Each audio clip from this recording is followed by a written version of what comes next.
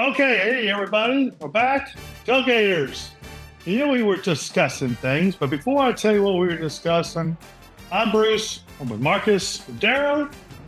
We're going to talk about the top 5 quarterbacks of all time. Gosh, you guys probably have your own decisions. We have ours. Each one is probably a lot different. But give us a comment who you think it is after we tell you who we think ours are. Like and share this. But why don't we just start with Daryl? Daryl? What? Yeah, you go first, boy. You go first, D. Yeah, you tell us. Who's your top 5? Because we know yours is going to be scientifically oriented based on your opinion. So, who are your top 5 quarterbacks all time? Number 5. Number 5. Warren Moon. Oh, that's a good one. I like that. Man, you know what I learned from Warren Moon? I learned that football is a science.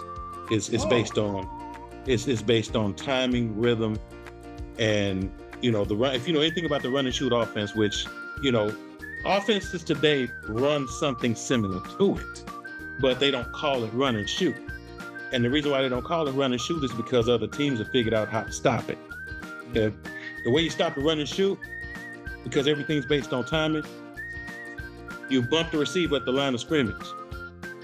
And when the count falls off, everything's based on the count. When the count falls apart, those receivers are not going to be where they're supposed to be when they're supposed to be there. So the quarterback can throw the ball based on the run and shoot timing, but he's going to throw an incomplete pass or interception. So that's what I learned watching Warren Moon. The run and shoot offense, and I learned how to run an offense. Okay. But then when you go with number 4, we just got to call out a dog for a dog, and that's John Elway. Ooh, okay. Okay. Now, again, he's just a dog. I don't have a big explanation. He's just a dog. Okay. But then when you go with number 3, I'm kind of hung up on it because I know definitely 1 and 2. I know who my 1 and 2 is for sure. Let's go with Mike Vick. Michael Vick. Okay. He's a machine. I mean, he just plays the game. He played it. He went out there and he said, okay, you know what? You're not gonna give me the defense that I want. I'm gonna play my game until you adjust to me. I'm gonna go out there. If you cover my receivers, you double cover my best receiver, you play the dime defense or whatever you're gonna do against my receivers, I'm gonna run it on you and I'm gonna run it down your throat. Michael Vick, he was so spectacular. Michael Vick, that's number 3. Number 2, y'all gonna probably go, oh my God. Ooh. Tom Brady.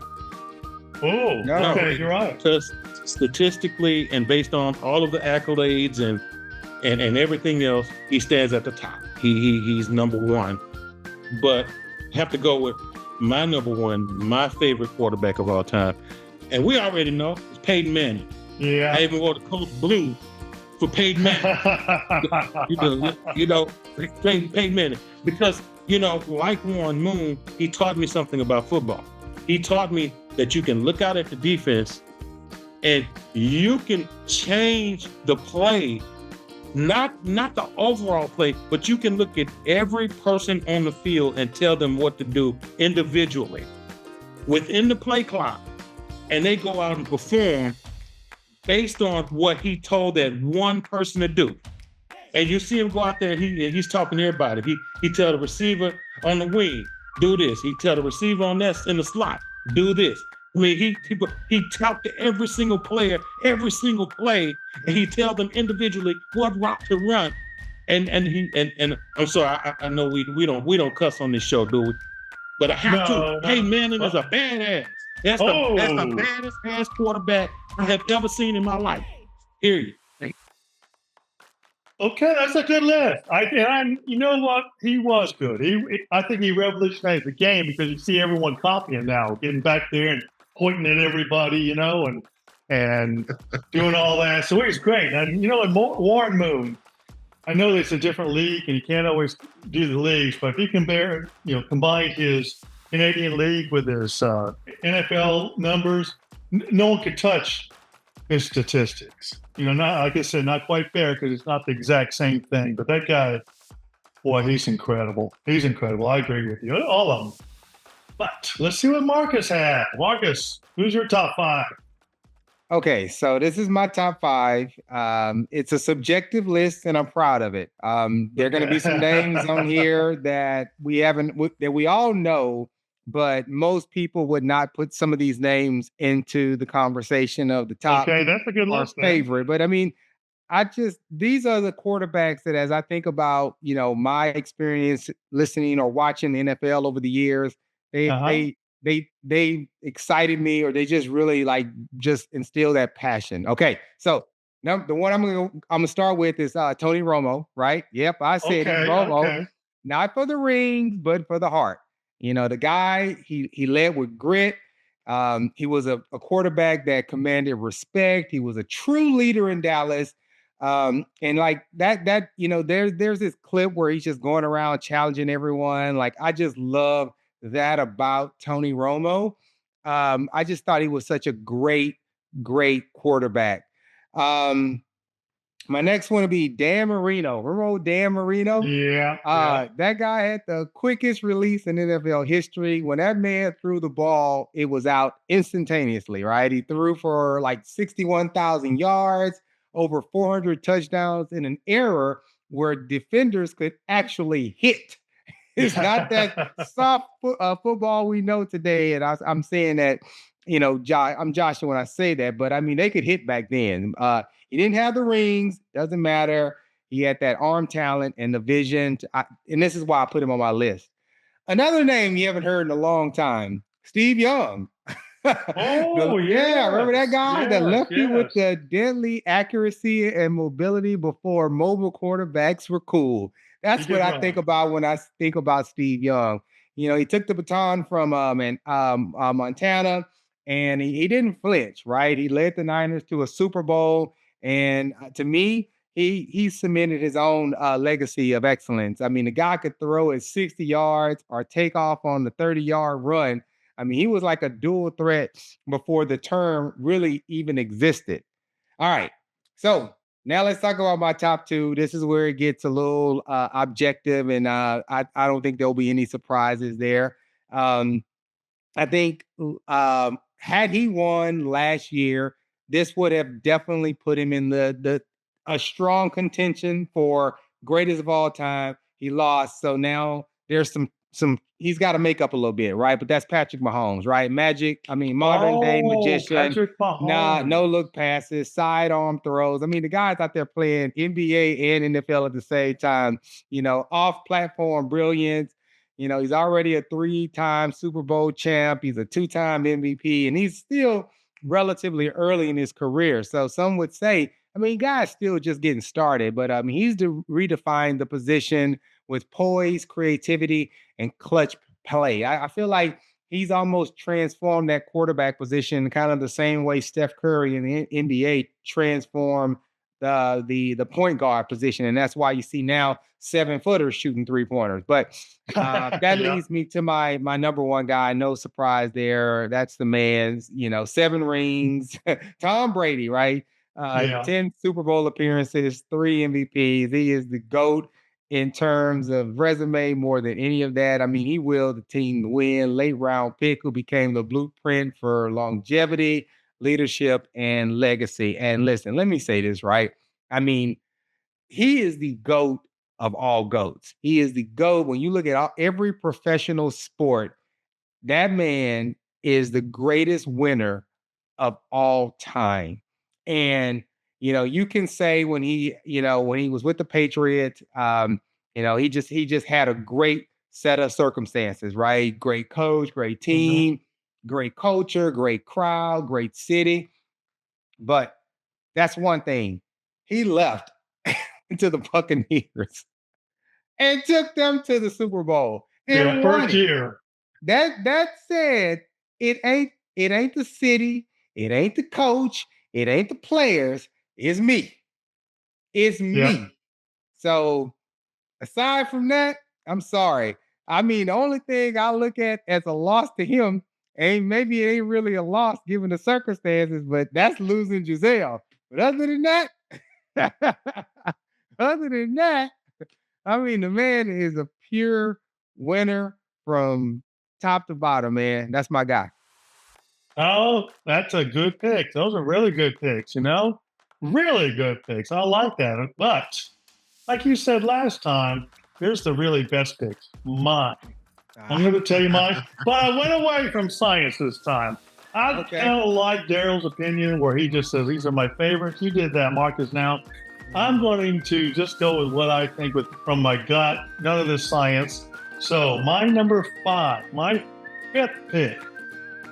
You know, if you ask Jaden about this, he's going to hate it.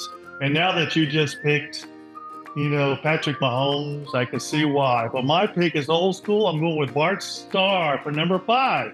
Okay. Okay, big reason, of course, you had the first 2 Super Bowl victories. And I know James going to say this is too old, but first 2 Super Bowl victories, 2-time Super Bowl MVP. But the key, he had 5 NFL championships in a row. Maybe his problem was the first 3 championships was just before the Super Bowl era, where we really count these things. But with just a little tiny luck, he would have 5 in a row. Who else? Even Brady had 5 championships in a row like that. You know, that's incredible. He's also the 1960 All-Decade Team, 4 Pro Bowls, and he led the league in passing and passing percentages numerous times. So I went with Bart Starr that time. Someone for old school might say Johnny Unitas, but I couldn't argue with 5 Super Bowls in a row. Number 4. I wish it had been Warren Moon, but it wasn't. It's Doug Williams. Mainly because it's a watershed moment. People talk about watershed moments as being with Joe Namath, you know, because he won that Super Bowl, made the AFL look like they were as good as the NFL. I'm thinking this is a watershed moment, mainly because at that particular time period, everybody, not everybody, but like sports commentators, magazines, I don't know if you guys had ever heard of Jimmy the Greek Snyder, coaches, they were all saying, okay, the black players is a very, very good athlete, but they just cannot be leaders. They cannot be quarterbacks. Okay, that was a common theme right there. But when Doug Williams played, you know, he went against, he was playing against the Denver Broncos. He was playing against John Elway, that super great player. It looked like the Broncos were going to win. I don't know if you guys remember this Super Bowl. They had a touchdown right away. They were driving again, had a turnover. Then all of a sudden in the second quarter, Doug Williams threw for 4 touchdowns, a record.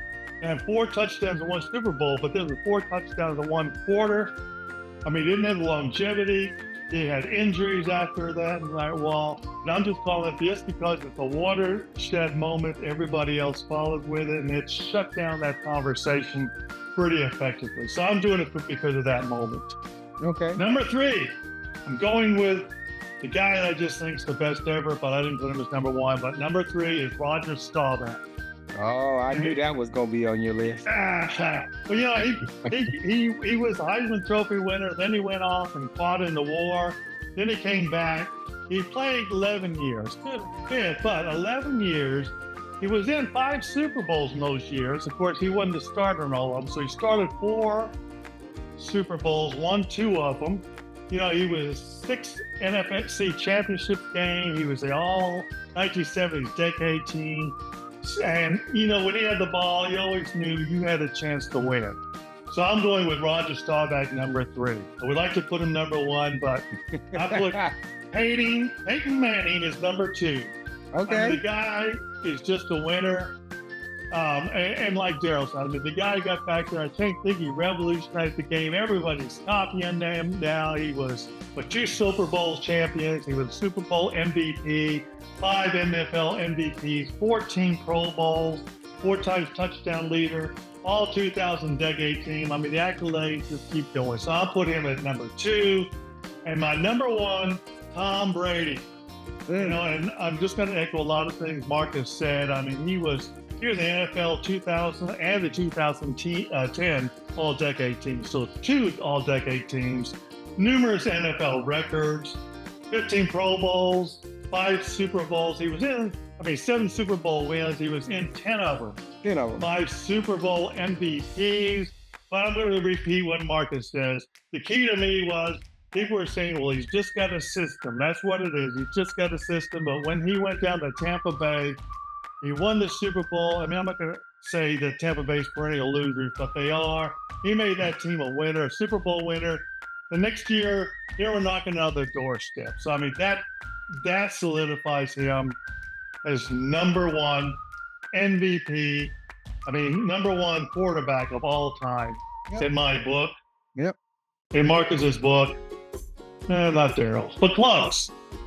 Anyway, Patrick Mahomes, I think if we do this a couple of years, he might be right there too.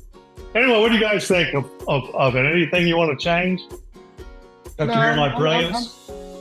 I'm sticking to mine. I'm sticking with mine. I think, this list has a little bit more subjectivity to it, but yes. Sometimes it's not all about the stats, and we've talked about this in previous episodes. Sometimes it's just about that the element that player brought to the team, whether it translated to a Super Bowl ring or maybe they didn't make it too far into the playoffs, but there's something about a winning culture. Now granted, I'm always about getting it done, right? And that's why I'll always say that Jordan's better than LeBron because he got it done 6 out of 6. But there's still some great players, and sometimes it's just great to remind, especially the younger generation, there were some damn good quarterbacks out there that we need to remember.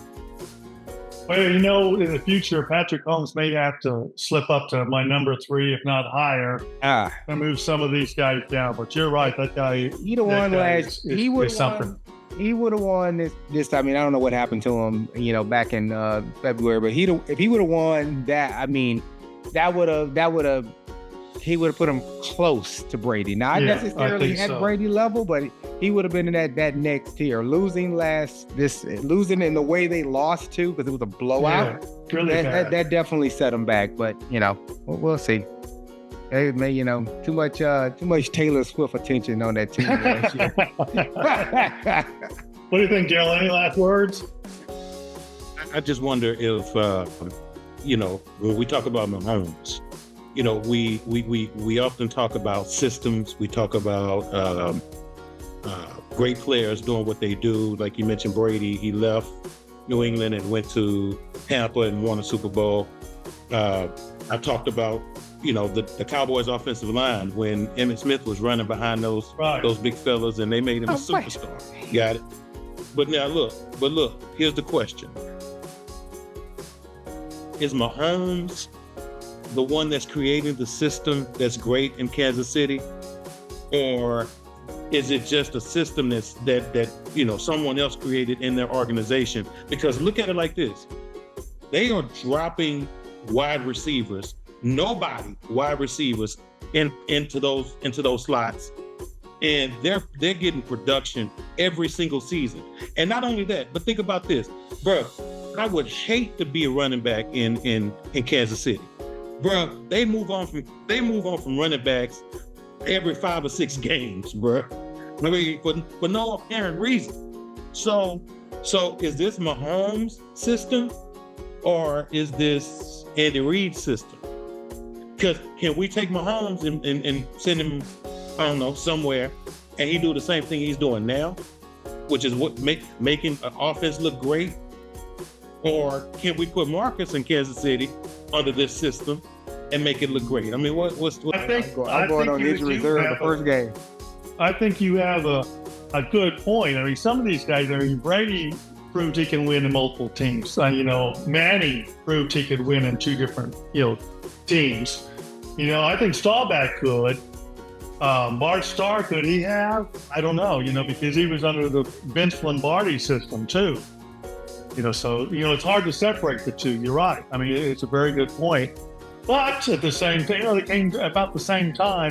Kansas City wasn't that great of a team. Then all of a sudden Mahomes is there. But you're right, the coach was too. So I don't know which came first. You have a good point. Mm-hmm. But what do you guys think of Daryl's point? What do you guys think of the top 5 quarterbacks in NFL history?